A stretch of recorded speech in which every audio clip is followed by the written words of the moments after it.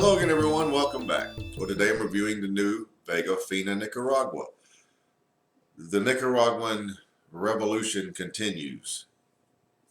Everybody wants on the Nicaraguan bandwagon. The Nicaraguan tobacco is very hot, continues to be. I see no reason it would change in the foreseeable future. Here's another example. The Vega Fina Nicaragua. This is the Grand Toro 6x52. Now, this is all Nicaraguan. The wrapper is Nicaraguan Habano 2000 from Jalapa. The binder is Nicaraguan Seco from Jalapa. And the filler is Nicaraguan Lajero from Jalapa, Nicaraguan Viso from Esteli, and Nicaraguan Seco from Jalapa. Believe it or not, made in the Dominican Republic. So, the only variants there. These are around, $6 1/4, $7 a piece. Comes in 3 sizes: Corona, Robusto, and Grand Toro, which we are reviewing today. So, has a nice feel in the hand. Has a little weight to it, so it's well made. You can see there's no bumps or ridges as I rotate it. There is your density, and I believe that will do it. Vega Fina has done pretty well with me in reviews in the past, so let's see how the Vega Fina Nicaragua does today. All right, has a nice cap shape, easy to cut.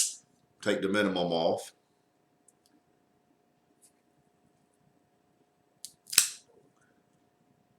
Yes, just that's about a perfect draw. Has just a little bit of a firmness to it. I mean, very little, but just enough to know, as I've said before, that you're drawing through a cigar. You're not breathing, and you're not sucking milkshake through a straw. We've all had those. We don't want that.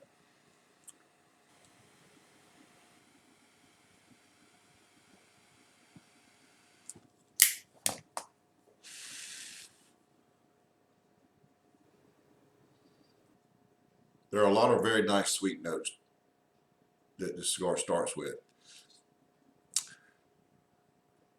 Among them, a very sweet boysenberry cedar combination with a lot of cream notes. You almost get a little whiff of cream, a little taste of cream, then you get the boysenberry cedar combination. A very nice white pepper at about at the very outset, 7.5, close to an 8. Those flavors really pop at the beginning. And I'll remind you to try what I do before every review. And I've talked about this before. Eat yourself an apple. And then have the cigar and tell me if it doesn't taste better, and all sorts of notes pop. It really works, I'm telling you.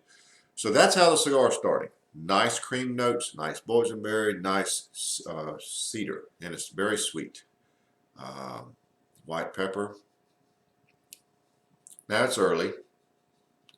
I can already get a little bit of a finish on it, but I mean, at the outset, you really can't have much of a firm hand on the finish.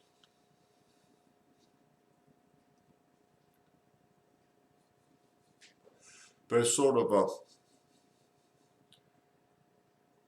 dry wood cream combination with a little bit of lingering white pepper. So I'm stopping right there to begin with. Nice start. Let's see where we go. I like the way we're starting though.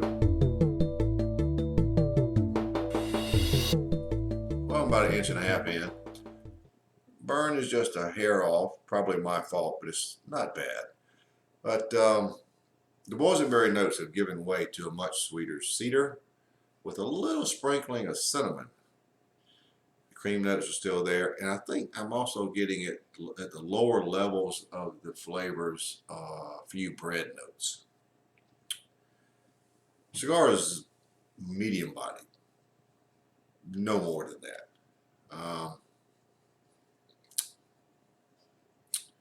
Finish is now pretty much combination of cream and those bread notes. The pepper seems to be flirting with trying to go from white to black. It's almost a mixture, but very nice flavors. There's a touch of richness in the cedar, and it's very, very sweet. So, inch and a half in or so, that's where we are. Well, we're past the midpoint. We removed the lower band. Not a lot has changed. I really wanted to come back to tell you it's about the same. I'm getting a little whiff, if you will, of a few citrus notes mixed in with that cedar. The bread notes are still noticeable at times, but primarily it's a very sweet cedar with a sprinkling of cinnamon, and here and there are citrus notes, and the bread notes at the base. I do believe the pepper has changed to a black pepper. Happens sometimes. It's pretty good, upwards of close to an 8. I would caution you to smoke this cigar very slowly. I'm trying my best, and I'm a little off on the burn, but I noticed that if you go a little bit too fast, you lose a lot of the flavors. You slow down, and all these flavors pop. So you can see by the time we're getting a lot of yardage out of this Toro, Grand Toro. So let's see where we end up, but the nice sweet cedar and cinnamon is very nice.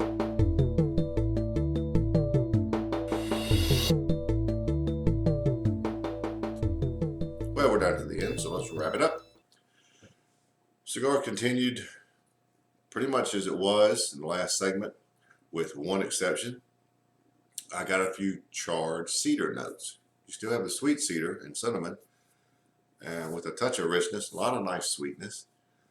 But you also have some charred cedar notes. Pepper remained good. Didn't have as much of the bread notes here at the end, but you didn't really miss them because the cedar and cinnamon was so nice and sweet. Really nice. Finish is about the same. You do have some of those bread notes on the finish. Some. But the cigar ended up medium bodied, approaching medium to full. Very good cigar though. Vega Fina has really done a good job with their cigars. All of them have been very good. This one, I really think is maybe my favorite of all of those. All in all, for me, it's a score of 93. I will caution you though, you must smoke this cigar slowly. If you do, you will get all these notes and rich, sweet flavors. Don't speed up, you'll lose them. But at an hour and a half, you can't beat it. Very good cigar. On shelves now. I picked this up locally, and had Altadas did send me some to try, but we had an event here 1 week ago, and I picked up some more there. Very good cigar. Try it. I think you'll like it. So there you have it, the Vega Fina Nicaragua 93.